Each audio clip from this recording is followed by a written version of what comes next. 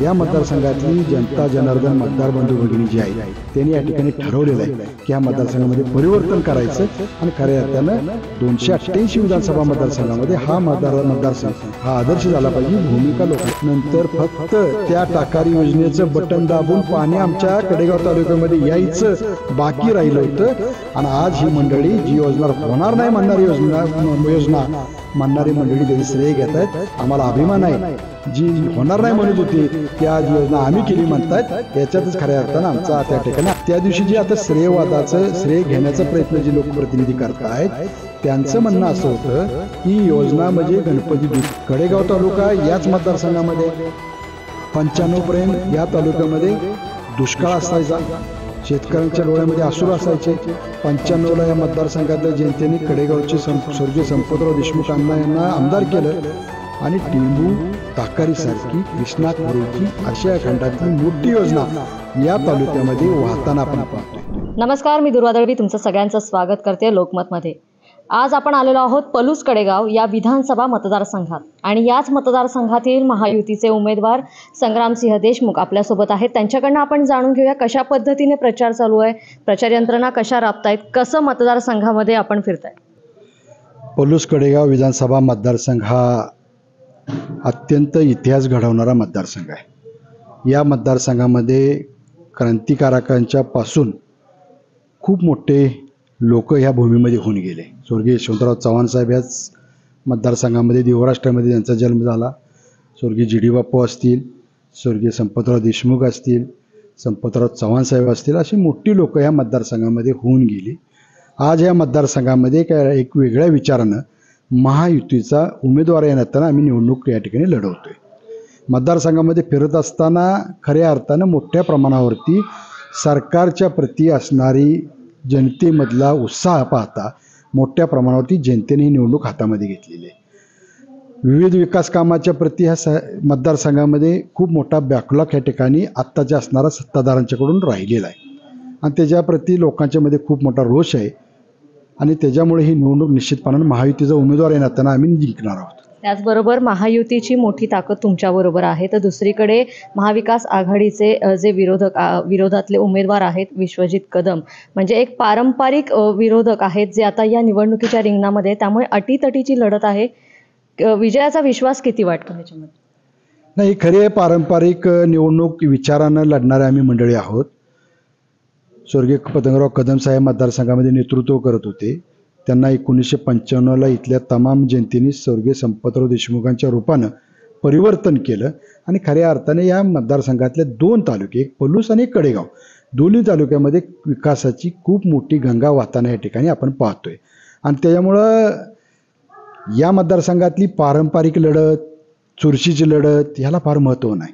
या मतदारसंघातली जनता जनार्दन मतदार बंधू भगिनी जी आहेत त्यांनी या ठिकाणी ठरवलेलं आहे की ह्या मतदारसंघामध्ये परिवर्तन करायचं आणि खऱ्या अर्थानं 288 विधानसभा मतदारसंघामध्ये हा मतदारसंघ हा आदर्श झाला पाहिजे भूमिका लोकांच्या मनामध्ये, त्यामुळे ही निवडणूक आम्ही निश्चितपणाने जिंकणार आहोत। त्याचबरोबर आता 2च दिवस उरलेले आहेत प्रचारासाठीचे, मतदारांसमोर विजन काय ठेवलेलं आहे, विकास कामं कोणती प्रामुख्याने करणार आहात या मतदारसंघामध्ये? नाही, या मतदारसंघामध्ये विशेषतः पलूस तालुका आहे, पलूस शहरामध्ये नगर परिषद काय काम करते इथं।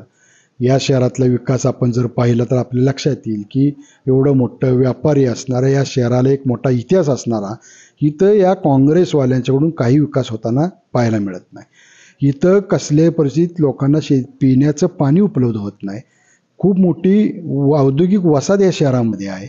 या शहरामध्ये किर्लोस्कर सारखा मोठा कारखाना या शहरामध्ये आहे, या पलूस तालुक्यामध्ये आहे।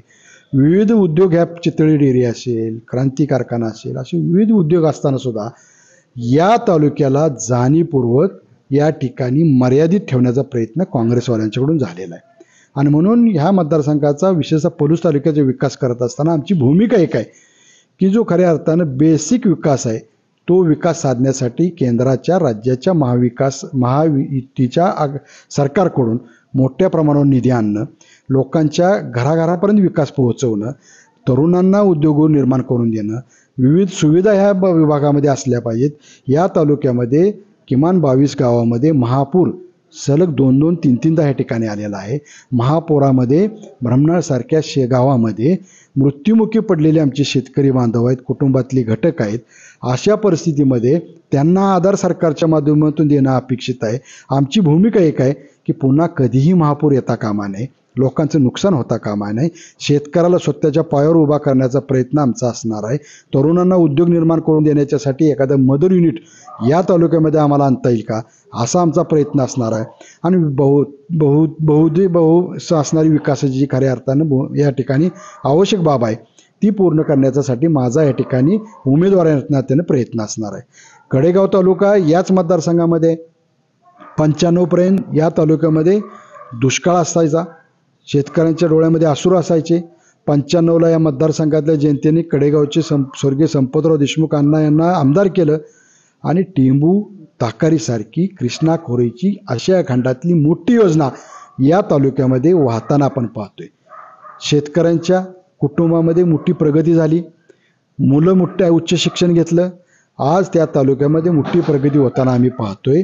हा खऱ्या अर्थानं विकास या ठिकाणी झालेला आहे आणि म्हणून अजूनही उर्वरित जो विकास आहे तो पूर्ण करण्याची जबाबदारी मी या ठिकाणी या महायुतीचा उमेदवाराने त्यांनी स्वीकारलेली आहे. आणि मला खात्री आहे या ठिकाणी माझ्यावर विश्वास ठेवून मला या मतदारसंघाची सेवा करण्याच्यासाठी संधी मतदार बंधू भगिनी देतील याची मला खात्री आहे. नक्कीच. पण याचबरोबर सांगली जिल्ह्यातील आणि तसंच या मतदारसंघातील टेंभू आणि ताकारी या 2 योजना आहेत ज्या महत्त्वाच्या मानल्या जातात. या योजनांवरूनच या मतदारसंघामध्ये आता श्रेयवाद देखील उफाळताना आपण पाहतो. नाही, खरं आहे. जी मंडळी 1995ला महायुतीचं सरकार मुख्यमंत्री आदरणीय मनोहर जोशी सर होते, उपमुख्यमंत्री आदरणीय गोपीनाथरावजी मुंडे साहेब होते, त्यावेळी आमदार ह्या मतदारसंघातले स्वर्गीय संपतराव देशमुख अण्णा होते.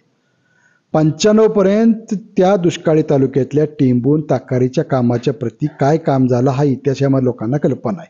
मी पण आपल्याला हे सांगतो की योजनाचं भूमिपूजन ज्या दिवशी झालं त्या दिवशी जे आता श्रेयवादाचं श्रेय घेण्याचा प्रयत्न जे लोकप्रतिनिधी करतायत त्यांचं म्हणणं असं होतं की योजना म्हणजे गणपती दूध पितो, ही योजना होणार नाही. तीच योजना पुढे झाली, योजना मंजूर झाली. योजना मंजूर होत असताना ती योजनेला निधी कुठनं उपलब्ध करायचा प्रश्न निर्माण झाला. त्यावेळी खऱ्या अर्थानं या योजना पूर्ण करण्यासाठी कृष्णा खोरेची स्थापना झाली. राज्य सरकारनं त्यावेळी या योजना पूर्ण करण्यासाठी कृष्णा खोरेच्या माध्यमातून बॉन्ड विक्री काढली, त्यातून पैसा उभा केला आणि कामाला सुरुवात केली. आज आम्हाला अभिमान आहे आणि त्याचं खऱ्या अर्थानं कौतुक आहे की तीच योजना 7 तालुक्यापर्यंत वाहती, 7 तालुक्याच्या शेतकऱ्यांना शेतीचं पाणी मिळतंय. ताकारीची योजनेची तीच परिस्थिती होती. स्वर्गीय यशवंतराव चव्हाण साहेब देशाचे उपपंतप्रधान होते, स्वर्गीय वसंतदादा पाटील राज्याचे मुख्यमंत्री होते आणि त्यावेळी या मतदारसंघाचे आमदार स्वर्गीय संपतराव चव्हाण साहेब होते. त्यांच्या काळामध्ये ताकारीचे भूमिपूजन झालं आणि त्यांनी खऱ्या अर्थानं सुरुवात केली. नंतर 95पर्यंत त्याचं फक्त 10% काम झालं होतं. 95ला स्वर्गीय संपतराव देशमुख आमदार झाले आणि देशमुख अण्णांनी त्या ठिकाणी त्या योजनेला गती दिली आणि नंतरच्या काळात ते 96ला निधन झालं. पृथ्वीराज बाबांच्या रूपाने या मतदारसंघाचं नेतृत्व बाबांनी केलं. नंतर फक्त त्या ताकारी योजनेचं बटन दाबून पाणी आमच्या कडेगाव तालुक्यामध्ये यायचं बाकी राहिलं होतं आणि आज ही मंडळी जी योजना होणार नाही म्हणणारी योजना म्हणणारी मंडळी त्याचे श्रेय घेत आहेत. आम्हाला अभिमान आहे. जी होणार नाही म्हणत होती ती आज योजना आम्ही केली म्हणतायत, याच्यातच खऱ्या अर्थानं आमचा त्या ठिकाणी आम्हाला आनंद आहे. याचबरोबर आता आपण सांगली जिल्ह्यातील मतदारसंघाविषयी जाणून घेऊया. महायुतीच्या किती उमेदवारांना यश मिळेल असं वाटतंय? लोकसभेच्या निवडणुकीच्या नंतर राज्य सरकारमध्ये आदरणीय एकनाथराव शिंदे साहेबांच्या नेतृत्वाखालचं महायुतीचं सरकार आलं. देवेंद्रजी फडणवीस साहेब त्या ठिकाणी उपमुख्यमंत्री आहेत, आदरणीय अजितदादा त्या ठिकाणी उपमुख्यमंत्री आणि अर्थमंत्री म्हणून काम करतायत. त्याच्यानंतरच्या काळामध्ये महायुतीच्या सरकारच्या माध्यमातून ज्या योजना या ठिकाणी आल्या त्या थेट भ्रष्टाचार मुक्त थेट त्या लाभार्थ्यांच्यापर्यंत योजनेचा लाभ मिळताना आम्ही या ठिकाणी पाहतोय. आज आमच्या माता भगिनी असतील, आमचा शेतकरी वर्ग असेल, नवीन पिढीतली सुशिक्षित मुलं असतील, त्यांना मुख्यमंत्री कामगार मेळाव्याच्या निमित्तानं उद्योग निर्माण झाले, उद्योगाच्या निमित्तानं वेगवेगळी महामंडळं निर्माण झाली. अशा असंख्य योजनेचा फायदा या ठिकाणी होतोय. शेतकऱ्यांना पाणीपट्टीमध्ये सवलत दिली, शेतकऱ्यांना वीज बिलामध्ये माफी दिली. अशा वेगवेगळ्या योजनेमुळं सरकारच्या प्रती या ठिकाणी प्रत्येक घटकाची भावना आहे की हे महायुतीचं सरकारच आपण भविष्यामध्ये आणलं पाहिजे. त्यामुळे मला खात्री आहे की महायुतीच्या असणारे ह्या जिल्ह्यातले सर्वच्या सर्व उमेदवार खूप मताधिक्याने जिंकतील आणि महाराष्ट्र विधानसभेमध्ये काम करतील. नक्कीच. तर आपण जाणून घेतलं पलूस कडेगाव मतदारसंघामधील महायुतीचे उमेदवार संग्रामसिंह देशमुख यांच्याकडून कशा पद्धतीने त्यांचे प्रचार दौरे सुरू आहेत आणि कशा पद्धतीने आता सध्या ते निवडणुकीला सामोरे जातात. याबरोबरच मी येथेच थांबते. लोकमतसाठी सांगलीहून दुर्वा दळवी. तसंच आमचं यूट्यूब चॅनल फॉलो करायला आणि सबस्क्राईब करायला विसरू नका आणि आमचं फेसबुक पेजही फॉलो करा.